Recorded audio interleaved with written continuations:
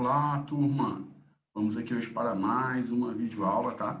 Hoje nós iremos estudar, né, a transformação do Brasil de colônia para monarquia, como ocorreu esse processo de independência, né, os caminhos que foram traçados, ok? Vou compartilhar aqui com vocês a tela, só um instante. Pronto, compartilhando aqui. Brasil de colônia a império, tá? Então, nós vamos estudar esse processo, ok? Estudamos na aula passada os movimentos de independência na América Espanhola, na América do Norte, e alguns no Brasil, como a Conjuração Baiana e a Inconfidência Mineira. Mas hoje, de fato, nós vamos trabalhar o processo de independência no Brasil, como ele se consolidou.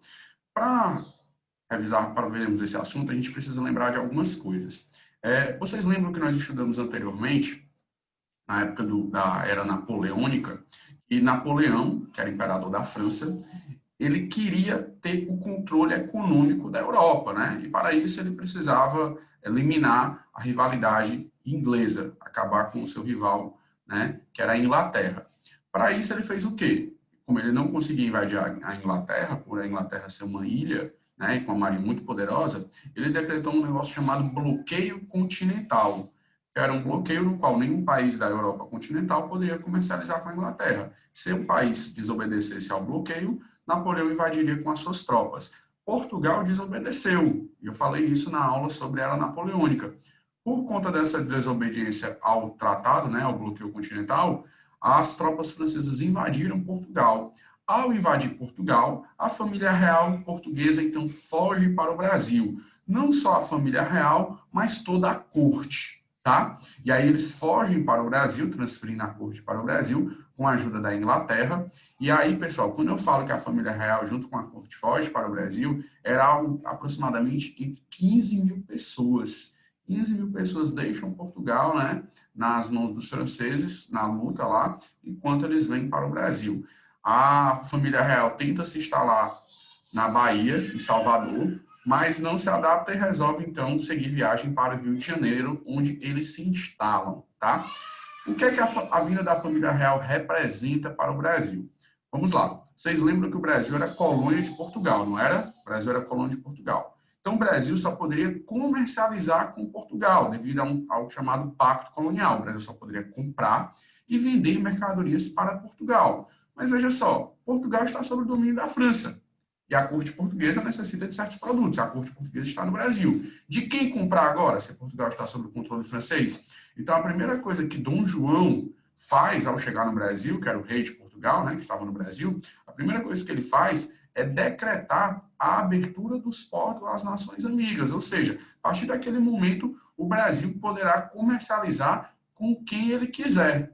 Isso, na prática, representa uma independência econômica, porque o Brasil não teria mais que comprar somente de Portugal, né? O Brasil poderia comprar de quem fosse mais barato e poderia vender a quem pagasse mais. Então, isso agradou muito a população, principalmente os comerciantes portugueses naquele período. Não só os comerciantes, mas também a população que dependia do consumo desses produtos, ok? Dom João também resolve melhorar o Brasil, tendo em vista que a corte estava aqui, né? Então, uma série de medidas ele tomou, como a criação do Banco do Brasil, o Banco do Brasil, que existe até hoje, tá? Foi criado naquele período. O Jardim Botânico, também existe lá no Rio de Janeiro, a Biblioteca Nacional, tá? Além de incentivar diversas outras áreas. Agora tem um porém. Vocês percebem que quando a corte vem para o Brasil, eram 15 mil pessoas. 15 mil pessoas que, na prática, não geravam riqueza, só consumiam. Quem é que iria sustentá-los, né? Então, para que acomodasse toda a corte, Dom João também resolveu elevar os impostos no Brasil, aumentar esses impostos. E quem mais ficou insatisfeito com isso foi quem? Foi a elite nordestina. Por quê? Porque o Nordeste já estava em crise por conta da decadência do açúcar. E ao ter que pagar mais impostos, isso deixou a população extremamente insatisfeita. Como consequência, nós tivemos a Revolução Pernambucana de 1817, que era uma insatisfação em relação à corte portuguesa, que estava aqui no Brasil, ao aumento de impostos. E esse movimento ele defendia o quê? A proclamação de uma república, além da independência, a proclamação de uma república, né, naquela região. E aí, o movimento acabou findando, não tendo sucesso, devido a uma divergência interna entre os próprios participantes. Havia um grupo que defendia a abolição, a proclamação de uma república e a abolição da escravidão, mas os proprietários de escravos queriam a proclamação de uma república, mas não queriam o fim da escravidão. Então, o próprio movimento enfraqueceu devido a divergências internas, tá? Outra medida tomada por Dom João, que agrada e muito a população que aqui morava no Brasil, foi a elevação do Brasil à categoria de Reino Unido a Portugal e Algarves. O que significava isso na prática? Significava que, naquele momento, o Brasil não era mais colônia. Não era mais colônia. O Brasil passava a ser parte do Reino de Portugal, tá? Lembre-se, o que era colônia? Colônia é um território que pertence a outro país, no caso é uma metrópole, no caso o Brasil era colônia, a metrópole era Portugal, e a metrópole tinha o direito de explorar a colônia, né? E aí tomar medidas, inclusive medidas abusivas, como é o caso do Pacto Colonial. A partir do momento que o Brasil é elevado à categoria ao Reino de Portugal e Algarves, o Brasil deixa de ser colônia e passa a ser parte do reino, ok? Inclusive com o direito de eleger brasileiros no parlamento português, tá? De participar da elaboração das leis. Então, na prática, aquilo representava o fim do período colonial, tá? Mas não ainda a independência do Brasil, ok? Mais tarde, os franceses são expulsos de Portugal. E com a expulsão dos franceses de Portugal, a população portuguesa começa a exigir o retorno de Dom João VI para Portugal. Dom João não queria retornar, agradava ele aqui a corte estar no Brasil. Porém, sob o risco de perder a coroa, de alguém ser nomeado rei no seu lugar, ele retorna, né? Isso aí foi a Revolução do Porto. Quase que Dom João VI perde a coroa portuguesa. Ele retorna para Portugal em 1821. E ele deixa quem aqui? Ele deixa o seu filho Dom Pedro, né? Dom Pedro só, ainda não era Dom Pedro I. Dom Pedro deixa ele aqui no Brasil como príncipe regente do Brasil, né? Representaria o seu pai, o rei de Portugal, Dom João VI, o Dom Pedro representaria ele aqui no Brasil. Tá? E aí o que acontece? Mais tarde a população portuguesa também exige o retorno de Dom Pedro. Porém, a população brasileira teme que caso Dom Pedro também retorne para Portugal, outras medidas sejam tomadas, entre elas o rebaixamento do Brasil à categoria de colônia novamente. A população fica amedrontada e insiste para que Dom Pedro não retorne. Dom Pedro, então, decide ficar no Brasil, em 9 de janeiro de 1822. Isso fica conhecido como um dia do fico, tá? Nos bastidores, já se almejava a declaração de uma independência. Por quê? Porque a população portuguesa, tanto a população portuguesa que morava no Brasil, como a população portuguesa, né, que vivia em sua terra natal, em Portugal, eles não aceitaram essa elevação do Brasil à categoria de Reino Unido. Eles queriam a volta da colônia. Por quê? Porque eles ganhavam, era muito lucrativo para eles isso. E aí, os brasileiros, temendo que isso acontecesse, tentam orquestrar ali a independência no Brasil. E o caminho mais curto seria qual? Que o próprio Dom Pedro fosse o instrumento para que isso ocorresse, né? Se não fosse ele, outro faria. E aí, no dia 7 de setembro de 1822, inclusive com a concordância de sua mãe, a rainha de Portugal, a independência declarada do Brasil, né? Nós temos aí essa pintura bastante conhecida, a Declaração da Independência. Obviamente que isso aí é um quadro que não retrata a realidade, né? Dom Pedro estava fazendo uma viagem naquele momento, a viagem não era feita a cavalo, né? Mas em animais que aguentavam levar carga, como jumento. As roupas, a indumentária, né? Não era essa, até porque essa indumentária e essa roupa é extremamente... não é confortável para uma viagem, como as viagens que eram realizadas. E você pode perceber nessa pintura algo bem interessante. Nós temos aqui, né, Dom Pedro declarando a independência às margens do rio Ipiranga, né, independência ou morte. Obviamente que isso é uma pintura, isso é uma construção. Mas nós temos aqui, o pintor tentou retratar algo bem interessante, que é o quê? Você tem aqui no canto esquerdo da tela a população. Isso aqui representa a população brasileira. E você perceba que nos cantos, a população brasileira, ela olha ali para Dom Pedro, né? e ela não entende o que está acontecendo. Então, o pintor, ao retratar isso, apesar dele ter, né, tentado botar o Dom Pedro aí de forma heróica, como o Salvador, né, o que declara a independência do Brasil, ao mesmo tempo ele faz uma crítica. Ele coloca a população como alheia ao processo de independência, como se não entendesse o que estava ocorrendo, tá? E isso é verdade, né? Boa parte disso é verdade. A população de fato não participou. Foi um movimento orquestrado pelas elites, um acordo entre Brasil e Portugal, tá? Obviamente que nem todos no Brasil aceitaram a independência, principalmente os portugueses que aqui residiam, e aí houve algumas lutas para consolidar a independência no Brasil, e depois isso fica firmado, tá? Portugal exige uma indenização, né? Ele perde o território brasileiro, então ele exige uma indenização. Essa indenização, bem interessante, o Brasil não tinha direito para pagar essa indenização. E aí o que é que o Brasil faz? O Brasil pede à Inglaterra. Aí a Inglaterra empresta para o Brasil então paga Portugal. Portugal devia a mesma quantia à Inglaterra e o dinheiro retorna para a Inglaterra. Ou seja, o dinheiro não sai da Inglaterra. A Inglaterra empresta para o Brasil paga Portugal, Portugal devia esse dinheiro para a Inglaterra e o dinheiro retorna para lá. E a Inglaterra ganha o que com isso? Olha, ela ganha um novo credor, tá? Então o Brasil já nasce endividado, tá, pessoal? Os Estados Unidos logo reconhece a independência do Brasil, tá? As nações a reconhecer essa independência, e aí tem início, então, o primeiro reinado, que vai de 1822 a 1831, ok, pessoal? Vai ser o primeiro reinado. O primeiro rei do Brasil, quem será? Dom Pedro, agora Dom Pedro I. Primeiro, porque ele foi o primeiro rei do Brasil. Interessante que quando Dom Pedro volta a Portugal, lá ele não era primeiro, lá ele era Dom Pedro VI, se eu não me engano, né? Mas no Brasil ele era Dom Pedro I, porque foi o primeiro rei Pedro no Brasil, tá? Quando um país surge, vocês sabem que o básico para que aquele país funcione é um conjunto de leis. E esse conjunto de leis, ele está escrito aonde? Na Constituição.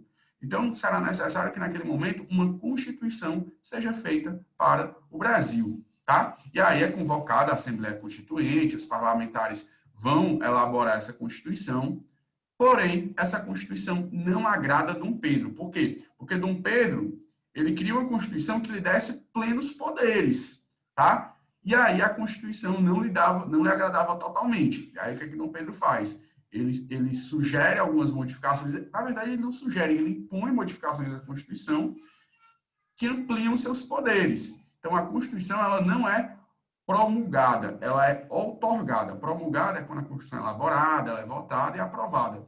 Outorgada é quando ela é imposta. Então, a primeira Constituição do Brasil ela foi uma Constituição outorgada, que é isso, imposta por Dom Pedro.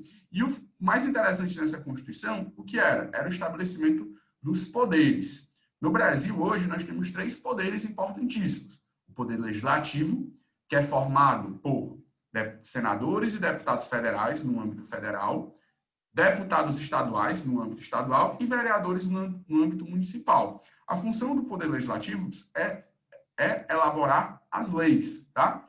Nós temos o Poder Executivo, a função é administrar. No âmbito federal temos o presidente, no estadual temos o governador de estado e no municipal nós temos os prefeitos, tá? E o judiciário? O poder judiciário, cabe a ele julgar de acordo com as leis, são os juízes. Só que naquela época, um novo poder foi acrescentado, que era o poder moderador, era o poder de Dom Pedro, que estaria acima de todos esses outros 3 poderes. O poder moderador permitia que o Dom Pedro, por exemplo, o juiz mandou prender determinada pessoa. O poder moderador permitia a Dom Pedro soltar aquela pessoa. O legislativo fez uma lei que não agradava a Dom Pedro. Dom Pedro pode desfazer aquela lei, tá? Então, na prática, Dom Pedro ele tinha um poder absolutista, ok? Só que caberia a ele usar esse poder de maneira, né, relativa, senão ele criaria uma situação de descontentamento em relação à população brasileira, caso ele abusasse desse poder, ok? Nós temos aqui a imagem de Dom Pedro I, o primeiro rei, o primeiro monarca do Brasil. Vamos avançar aqui. Alguns movimentos aconteceram durante o primeiro reinado. O fato de Dom Pedro usou e abusou do poder moderador, inclusive, né, nomeando os governadores das províncias, não dando liberdade para que elas elaborassem suas próprias leis. Isso acabou levando mais tarde ao movimento aqui no Nordeste chamado Confederação do Equador, no qual alguns estados se reuniram e resolveram proclamar uma república. Houve, inclusive, a participação do Ceará, né? Do estado do Ceará, aqui com a família Alencar, tá? A Confederação do Equador chegou a decretar sua independência, criando, hoje nós seríamos aqui no Ceará confederados do Equador e não brasileiros, tá certo?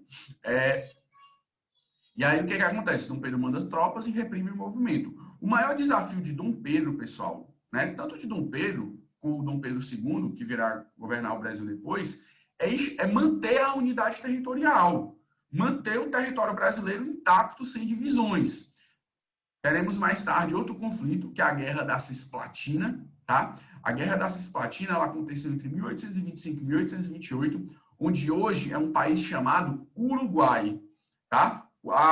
Onde hoje é o país chamado Uruguai, que fica lá embaixo do Rio Grande do Sul, lá embaixo no Brasil, pertencia ao Brasil, se chamava Província da Cisplatina. A Argentina, ela vai entrar em conflito com o Brasil para poder conseguir a independência daquela região que hoje é o Uruguai, tá? Dom Pedro manda tropas para evitar a separação, mas acaba perdendo. Então isso deixa a população brasileira extremamente satisfeita. Por quê? Porque Dom Pedro gastou quantias do cofre público para financiar a guerra e ainda perdeu o território, além de ter perdido homens, tá?